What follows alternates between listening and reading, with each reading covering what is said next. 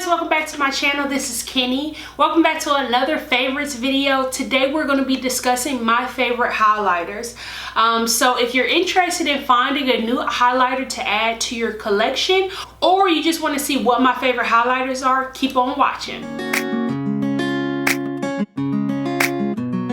Okay guys, so I was going through my makeup collection and I found a few different highlighters that I wanted to show you guys because they have just became my staple. I will say one thing about me and highlighters: I'll find a highlighter that I like and I'll just keep it.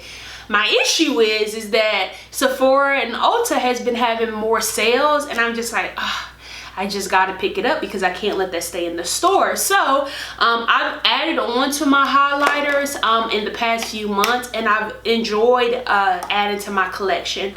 So let's go ahead and get into my favorite ones, the ones that I just know that I can't live without. So my first highlighter that I purchased, literally one of my first highlighters that I ever purchased with my big girl bucks, I spent over more than $5 on, was the MAC Gold Deposit highlighter. This is the MAC Gold Deposit Mineralized Skin Finish.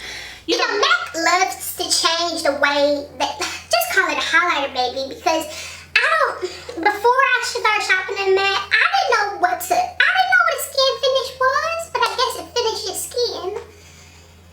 I guess if you break the word, come on, Mac, just call it a highlighter, baby. So the reason why I picked out this highlighter is because it has iridescent tones and it has gold, brown, bronzy, copper color, and it just gives you I'm here, baby look. I love this. I've had this highlighter for a very long time. I love this highlighter. One thing that I like to do when I'm using this highlighter, that's why it looks so messy, is I'll spritz a little bit of my Mario Badescu spray to enhance the highlighterness out of it, and it just gives me that really good look. It doesn't take a lot to use. One thing that you'll see if you purchase higher end highlighters, you don't have to kind of scrub your brush in there to get a whole lot of product, so that means it lasts a little bit longer. And this is just like a real swipe. If you put this on a brush and buff it out on your face, it doesn't look that intense, but if you guys can kind of see down here, this is more of what you're going to get when you apply it to your face. But this is a beautiful highlighter if you're looking for something to add to your collection that can be effortless, and especially if you have melanin golden tones, or if your skin complexion is closer to mine, I would definitely check this highlighter out. Okay, so my next favorite one is going to be the Maybelline Master Chrome by Face Studio. This is the metallic highlighter. I love this highlighter not only because it gives you more of an iridescent vibe, but it's more just opaque, if that makes sense. It doesn't have a lot of different tones. So if I'm looking for a certain look, like if I want to highlight my under eye bone, I can do that. This is very universal. Every point on your face that you want to highlight, I definitely say that you could do that with this. Some highlighters you can only use on your cheekbones because it's just so potent and so vibrant, but this one here, you could build it up and make it work for you. Unfortunately, with this collection, they only have like 3 different shades, so I think they did great by being able to make this universal when it comes to different skin tones. So if you have a lighter complexion, I would definitely check this out, and if you have a darker complexion, I would check this out too. You just have to make sure you're using it not too much. When you just got to kind of play with it. Okay, so you ladies know I love sample sizes, so I had been really wanting to try, or like back in the day, I really wanted to try the Becca highlighter, but then I was like, that color I'm not going to use all the time. So when I came across being able to get a sample size, I was like, oh, I'm on it. So I love using this highlighter. This is the Becca Shimmering Skin Perfector Pressed. So this is not a loose highlighter. All of the highlighters that I'm showing you guys are going to be in pressed compacts, meaning that they don't move all over the place, which is really good because those just get messy. But this is in color Champagne Pop. I like this one to highlight my inner eye. Typically I don't wear a lot of I don't wear a lot of eyeshadow. So if I want to do something that'll kind of zhuzh them up, want to be a little wild, this will be the one that I'll do. And this is a good layering highlighter. Becca caters to more of a lighter tone or lighter skin tone, which is perfectly fine. I've always just tried to make things work for me. So unfortunately I won't put this directly on my cupid or on my cheekbones. So what I do is I'll put one highlighter on, and then if I want an extra pop, I'll layer this on top of it. Okay, so now we're getting to my last few highlighters that I like to use. These are two that I picked up recently within the last 6 months. Why did I do it? I don't know. I just can't stop shopping, but that's here nor there. So for my birthday in January, I picked up the Natasha Denona Glow Gold highlighter palette. And when I tell you, baby, I was like, what? So first, the packaging is great. Not only do you have a mirror, but you have two different tones. So like I was mentioning with the Becca Cosmetics highlighter, the lighter tones I typically will apply on the top, and that's what I would do with this one here.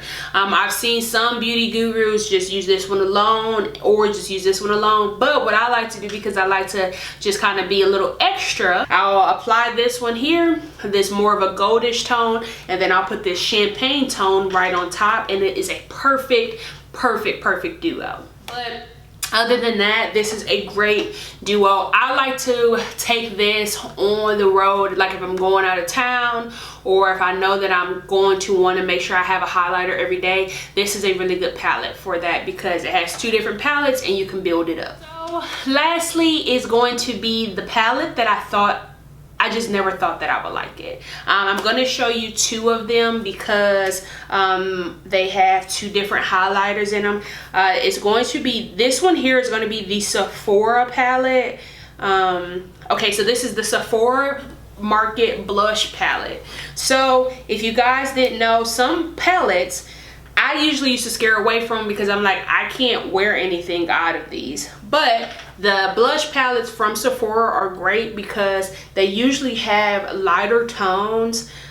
This is more maybe for somebody that would have a lighter skin complexion. So what I like to do is use these two for my highlighter.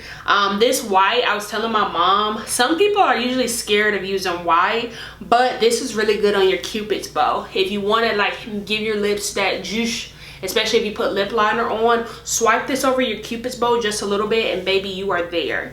And then this here, this goldish one is really good for an everyday look. So I'm not going to swatch those just because you can kind of tell what that looks like. But I'm going to show you one other palette that I picked up from Sephora out of the same collection that has a highlighter in it as well. Okay ladies, so I'm only showing you this palette because if you are more fair skinned, I just want to give you guys options because that Spice Market one is more of a warmer tone. So this one here is going to be the Sephora palette holographic face and cheek palette. I like this one simply because my melanated girls, you guys will probably be more afraid to use this because the colors are crazy.